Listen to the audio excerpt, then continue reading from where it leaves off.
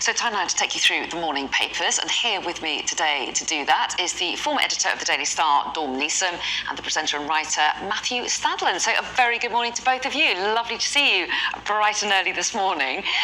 Let's take a look through the papers then, and quite a lot of them actually lead with Prince Charles's cancelled visit to France. He was due to set off tomorrow. Matthew, you picked out the Times' front page first of all, and their headline is "Chaos Reigns in France." Yeah, and you emphasised the right word there, because there is a deliberate pun on the word reign. King Charles was supposed to be starting his very first state visit as our monarch tomorrow, but instead chaos is reigning across the Channel. Why is it raining? Effectively, because I think 2/3 of the French are up in arms, almost literally, at the idea of the state pension age being raised from 62 to 64. Now, we might balk at that idea because it's about to rise to 68 in this country, and Germans retire at 67. So why the big fuss in France? Well, it was put very nicely in one of the papers this morning by a French political scientist who suggested that retirement for the French, when they put such an emphasis on life as well as work, is like some sort of paradise before the end. And the apple tart with your grandchildren on Wednesday is absolutely crucial. So this is why the French, young and old, are so furious. But of course, this is preventing King Charles from going across the Channel and starting to build post-Brexit bridges. Well, yes, and we'll pick up on that angle because some of the other papers do a little bit later. But first, let's turn to the Daily Mail, Dawn, shall we? Because they also lead with this story, but they focus in on President Macron's watch. So explain why this focus on his very expensive watch.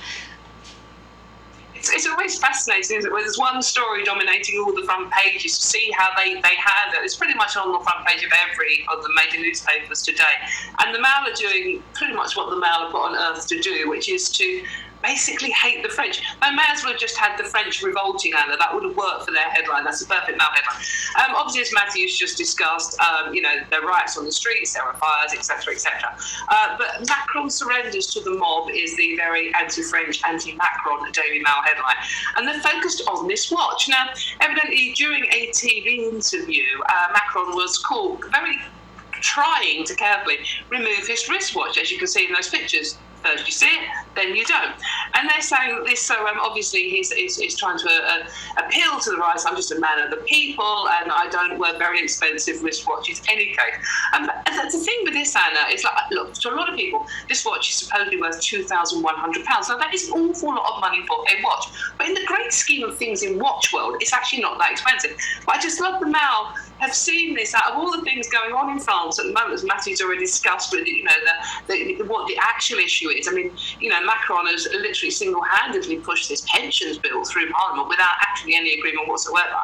And the real issue here is sort of like, if he's done that off his own back, then, what is he going to do in future? What else is he going to do to the pension age? You can just do it again. So that's what the riots are intrinsically about. The fact this isn't a democratic thing. And the Mail, bless them, are actually going in on the watch. Macron surrenders to the mob. So it's all their fault, and it's all over a wristwatch. Well, yeah. Which is a different take on it. I think a few of the papers do pick up on the watch because I think they see it as the sort of Marie Antoinette symbol, don't they? And they feel that ties in with the King's visit as well, because they felt that would look like dinner in Versailles while people were out on the streets protesting and there's piles of rubbish everywhere. They felt that the optics weren't going to be great, didn't they? And let's turn to the Eye, Matthew, because you mentioned the sense of healing Brexit wounds, and the Eye really focuses in on that. And to what extent King Charles is being sent to European countries to try to kind of ease the diplomacy a little bit. Yeah, I think this is a really fascinating strand of the story, because there are bridges to be built post-Brexit, whatever side of the very divisive Brexit debate you may be on watching this morning. We all know that strong relations with France are important, and our monarch is a major tool in our armoury to try to achieve that, because who doesn't want to meet a king or a queen? We know how popular the late Queen was around the world, And Charles now is stepping that up. Of course, he's not allowed to be or not supposed to be political. So one word used I've read this morning is agile. The idea or the hope might be that he will be agile in his diplomacy. How he goes about it, I think, will be really interesting. I think he does have a role to play. It's just frustrating we won't be able to see how it plays out over the next 3 days, because as you say, it was going to be a very grand state visit. The idea of a banquet at Versailles, which brings back huge memories for the French of the 18th century and of the Revolution and Marie Antoinette, as you say. I mean, there's quite aggressive rhetoric across the channel. One post said, "One king down, one to go," referring to Macron, because there are those in France who sort of see Macron as an almost monarchical figure. So how King Charles, almost said Prince Charles, how King Charles goes about this post-Queen but also post-Brexit diplomacy in the coming months and years is going to be absolutely fascinating. And although this has been postponed, he will go to Germany in a few days' time, so we'll get a sense of it then. Well, yes, and Dawn, the Daily Telegraph also goes in on this angle, haven't they? This sense that King Charles's trip is all part of a strategy to try to renew ties. I think that's probably true, Anna. I mean, it's well known that our Charles loves France. He's been there, I think, about 35 times officially, and many, many times unofficially. He's a fluent French speaker.